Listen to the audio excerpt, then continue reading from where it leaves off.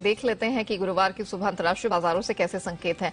तो एक जबरदस्त कमबैक एसजीएक्स निफ्टी ने दिखा, 170 अंकों की स्ट्रेंथ वहां दिख रही है। बाकी एशियन मार्केट्स में भी हरियाली है। निकेई जापानीज मार्केट में 200 अंकों से अधिक की स्ट्रेंथ दिखी।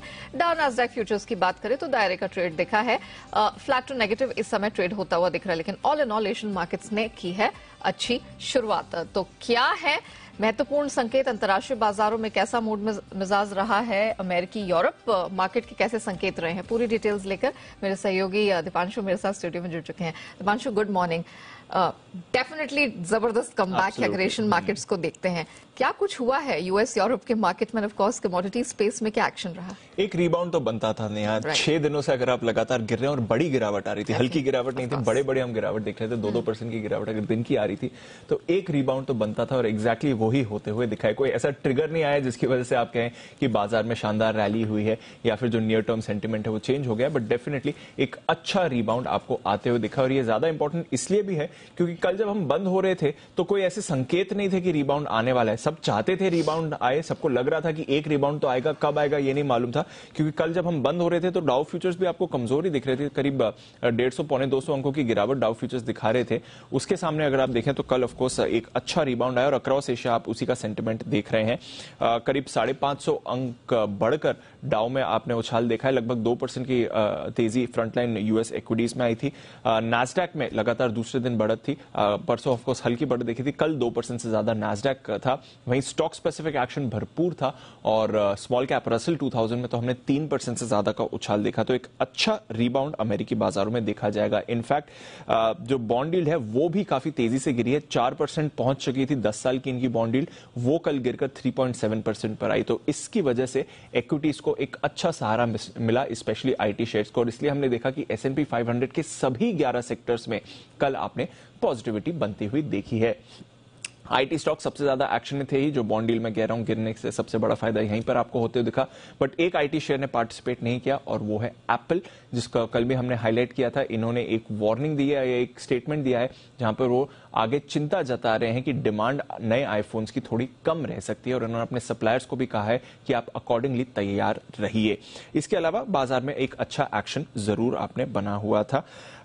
आज एफओएमसी सदस्य जेम्स बुलार्ड साहब बात करने वाले हैं और ये जब भी भाषण देते हैं बाजार इस पर रिएक्ट करता है। अब देखते हैं क्या वो कहते हैं। इसके साथ ही core personal consumption expenditure data आने वाला है and more importantly Q2 GDP के दूसरे अनुमान के आंकड़े आने वाले हैं। 3 अनुमान जाए कि यूएस देता है आपको, तो पहला आ चुका था, आज दूसरा अनुमान आने वाला है। देखते हैं इसका भी कितने मायने रहते हैं।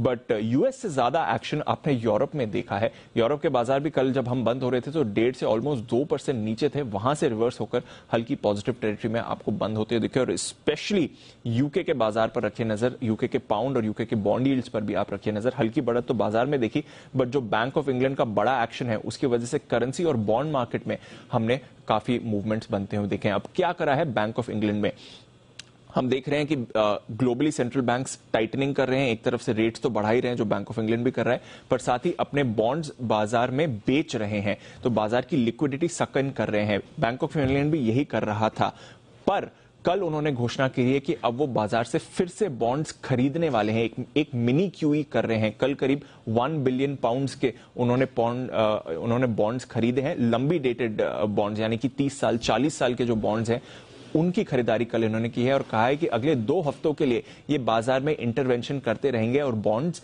खरीदते रहेंगे, यानी कि बाजार में लिक्विडिटी डालते रहेंगे और बॉन्ड मार्केट को स्टेबलाइज करेंगे। क्यों ऐसा कर रहे हैं ये? क्योंकि रिसेंटली नई गवर्नमेंट आई है यूके में और नई गवर्नमेंट ने आते ही अनाउंस किया कि वो टैक्स कट्स करने वाले हैं। इसकी वजह से बाजार थोड़ा चिंतित हो गए कि किस तरह से ये टैक्स कट्स को फिलहाल फंड करेंगे, क्योंकि मंदी की चिंता है और उसके बीच में अगर आप टैक्स कट्स कर रहे हैं तो फिर फिस्कल प्रॉब्लम में, फिस्कल सिचुएशन में प्रॉब्लम आ सकती है। इसकी वजह से बॉन्ड मार्केट्स में हमने काफी उठापटक देखी। कई सारे लॉन्ग पेंशन फंड्स हैं जिनकी सिचुएशन काफी खराब हो गई। इस बाजार को संभालने के लिए बैंक ऑफ इंग्लैंड ने कल एक्शन की घोषणा करी, जिसकी वजह से हमने देखा कि ग्लोबली बॉन्ड मार्केट्स और करेंसी मार्केट्स में भी थोड़ा एक्शन बनते हुआ। यूके का पाउंड कल 1.5% और आपको फिसलते हुए दिखा इस एक्शन के बाद। कमोडिटी बाजार पर आ जाएं तो कच्चा तेल और बाकी कमोडिटीज में कल बढ़िया रिबाउंड हमने देखा है। डॉलर इंडेक्स ऊंचाई से काफी तेजी से गिरा था, हालांकि आज सुबह फिर से थोड़ा ऊपर जा रहा है, बट फिर भी तेल $89 पर आपको दिख रहा है। नेचुरल गैस गिरी है, वहां से कोई आपको परेशानी नहीं आ रही, करीब 2.5 महीने के निचले स्तर पर है। $40 कल गोल्ड उछला है, उस पर रखी नजर, और बाकी कमोडिटीज में भी एक उछाल आया है। तो थोड़ा बाजार में एक रिलीफ आते हुए हमें जरूर दिख रहा है। देखते हैं ये आज के लिए भी एक्सटेंड होता है या नहीं। ऑफ कोर्स उन सारे संकेतों पर रहेगी नजर, और फिर हम देखेंगे कि हमारे मार्केट्स आज किस प्रकार से रिएक्ट करते हुए नजर आते हैं।